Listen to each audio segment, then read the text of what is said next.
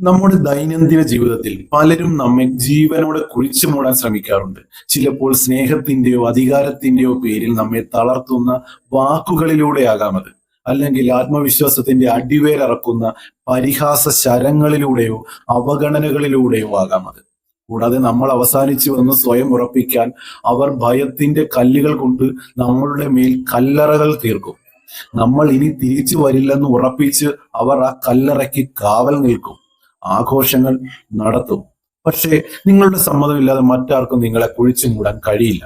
കാരണം മനുഷ്യൻ എന്ന നിലയിൽ സമാനതകളില്ലാത്ത അതിജീവന ശേഷിയോടെയാണ് നമ്മൾ ഓരോരുത്തരും ജനിച്ചിരിക്കുന്നത്. വെട്ടിമുറിക്കപ്പെട്ട ഒരു മരക്കുറ്റിയിൽ നിന്നും പുതിയൊരു നാമ്പ് പൊട്ടിമുളച്ച് കൂടുതൽ കരുത്തുള്ള മരമായി വളർന്നു വരുന്നത് പോലെ ഉള്ളിലെ ഭാരങ്ങളെയും പുറമേ നിന്നുള്ള സമ്മർദ്ദങ്ങളെയും അതിജീവിച്ച് പുറത്തു വരാൻ നമുക്ക് സാധിക്കും. ആ ഇരുണ്ട കല്ലറയ്ക്കുള്ളിൽ തളർന്നിരിക്കണോ അതോ ആ കല്ലുരുട്ടി മാറ്റി പ്രകാശത്തിലേക്ക് വരണോ എന്നത് നമ്മളുടെ മാത്രം തീരുമാനമാണ്. നിങ്ങളെ തകർക്കാൻ ശ്രമിച്ചവർക്ക് മുൻപിൽ കൂടുതൽ തിളക്കത്തോടെ ഉയർത്തെഴുന്നേൽക്കുക. നിങ്ങൾ വേദനകൾ വിത്തുകളാണെന്ന് കരുതുക. അവ മണ്ണിൽ വീണത് നശിക്കാനല്ല, മറിച്ച് പുതിയൊരു ജീവനായി മുളച്ചു പൊങ്ങാനാണ്.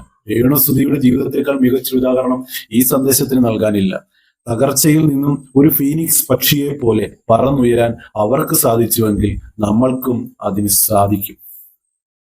നിങ്ങൾ എൻ്റെ ചാനൽ സബ്സ്ക്രൈബ് ചെയ്തിട്ടില്ലെങ്കിൽ ഇപ്പോൾ തന്നെ അത് ചെയ്യുക. എൻ്റെ വീഡിയോ മുഴുവനായി സ്കിപ്പ് ചെയ്യാതെ കാണുക.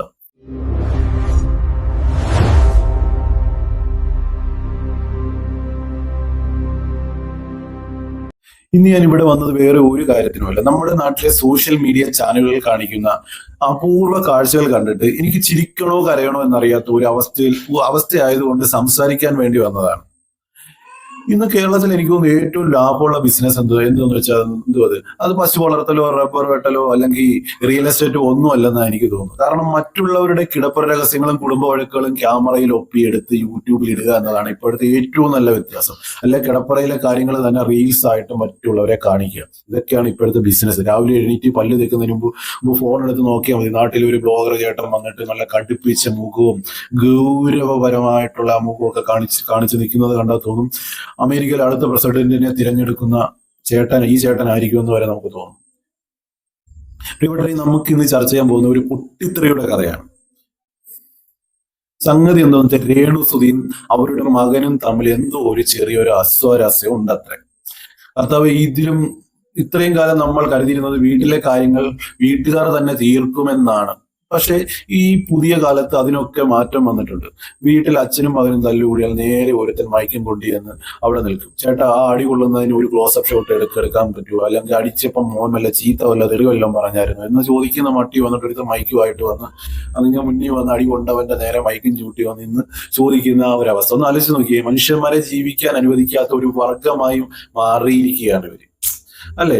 ഒരാൾ ക്യാൻസർ പോലുള്ള ഒരു വലിയൊരു രോഗത്തോട് പൊരുതി ഹോസ്പിറ്റലിൽ കിടന്ന് മരണവുമായി മല്ലിടുമ്പോൾ ഈ ബ്ലോഗർമാർക്ക് വേണ്ടത് ആ കിടക്കയുടെ അരികിൽ നിന്നും ഒരു ലൈവാണ്. നല്ലൊരു ഇമോഷണൽ മൊമെന്റ്സ് ആണ് ഗെയ്സ് ഞങ്ങൾ ഇവിടെ തരുന്നത്. സബ്സ്ക്രൈബ് ചെയ്യുക, ലൈക്ക് ചെയ്യുക, കമന്റ് ചെയ്യുക. ഇതാണ് ഈ ബ്ലോഗർമാർക്ക് വേണ്ടത്. ചത്തു കിടക്കുന്ന മീനിന്റെ പിന്നാലെ ഈച്ചകൾ കൂടുന്നത് പോലെ മറ്റുള്ളവരുടെ കണ്ണീരിന്റെ പിന്നാലെ ഇവർ ക്യാമറയുമായി ഓടുന്നത്. സ്വന്തം വീട്ടിൽ ചോറുണ്ണാൻ വകയില്ലെങ്കിലും വടകരയിലോ കൊല്ലത്തോ എവിടെയെങ്കിലും ആരുടെയെങ്കിലും വീട്ടിൽ ഒരു പ്രശ്നങ്ങൾ നടക്കുകയാണെങ്കിൽ അവിടെ എത്തുന്ന തീപ്പന്തങ്ങൾ ഇവരാണ്. സ്വന്തം വീട്ടിലെ കാര്യം ഒന്നും ഇവർക്ക് അറിയേണ്ട. എവിടെ ഉണ്ട്, കാസർഗോഡാണെങ്കിൽ അവിടോട്ട് അവർ ട്രെയിൻ പിടിക്കും. എന്നിട്ട് പറയുന്നത് ഞങ്ങൾ ജനങ്ങളുടെ പക്ഷത്താണ്, സത്യം പുറത്തു കൊണ്ടുവരാൻ ഇറങ്ങിയവരാണെന്നൊക്കെയാണ്. അയാളുടെ സത്യം പുറത്തു കൊണ്ടുവരാൻ ഇറങ്ങിയ സത്യ ഹരിചന്ദ്രന്മാർ, നിങ്ങളുടെ ലക്ഷ്യം സത്യമല്ല, മറിച്ച് ഈ സാധനങ്ങളുടെ പേരിൽ പാവം മനുഷ്യരെ തമ്മിൽ തല്ലിച്ച് ആ കിട്ടുന്ന വ്യൂസും അതിൽ നിന്നും വരുന്ന യൂട്യൂബ് പൈസ എണ്ണിപ്പിറക്കി പോക്കറ്റിലാക്കുക എന്നതാണ് ഇവരുടെ ലക്ഷ്യം. സത്യം പറഞ്ഞൊരു ചൂതാട്ടം അല്ലേ? ഞാൻ ചോദിക്കട്ടെ, രേണുസുധിയോ അവരുടെ മകനോ അല്ലെങ്കിൽ വേറെ ആരെങ്കിലും ആകട്ടെ, അവരുടെ ജീവിതത്തിൽ എന്തെങ്കിലും പ്രശ്നങ്ങൾ ഉണ്ടെങ്കിൽ അത് തീർക്കാൻ അവർക്ക് അവിടുത്തെ ബന്ധുക്കളും നാട്ടുകാരും ഇല്ലേ? അതോ നിങ്ങളെയൊക്കെ പഞ്ചായത്തിൽ നിന്നോ വില്ലേജ് ഓഫീസിൽ നിന്നോ നിങ്ങളെ വല്ലതും അവരുടെ കുടുംബ പ്രശ്നങ്ങൾ തീർക്കാൻ നേരിട്ട് അവരെ വിട്ടേക്കുവാണ്? ഒരു സ്ത്രീ രോഗശൈലിയിൽ കിടക്കുമ്പോൾ അവരെ മാനസികമായി കൊലപ്പെടുത്തുന്ന ഈ വേട്ടയാടൽ എന്ത് തരം ഒരു മാധ്യമ പ്രവർത്തനമാണ്? ഇതിനെ സാഹിത്യത്തിൽ പട്ടിഷോ എന്നൊക്കെ വിളിക്കുന്നത്. പട്ടിഷോ എന്നൊക്കെ പറഞ്ഞ ഇത് തന്നെ. സത്യം പറഞ്ഞ് പണിക്ക് പോയാൽ വിയർപ്പൊലിക്കേണ്ടി വരും. ഇതാകുമ്പോൾ വെറുതെ ക്യാമറയും പിടിച്ച് അല്ലെങ്കിൽ ആരെങ്കിലും ഒക്കെ ചീത്തയും വിളിച്ച് അല്ലെങ്കിൽ ഏതെങ്കിലും ഒരു ഹോട്ടലിൽ പോയി വല്ല അവരുടെ പൊറോട്ടയും അതും ഇതൊക്കെ മേടിച്ച് തിന്നിട്ട് അതിനെ കുറ്റം പറഞ്ഞ്.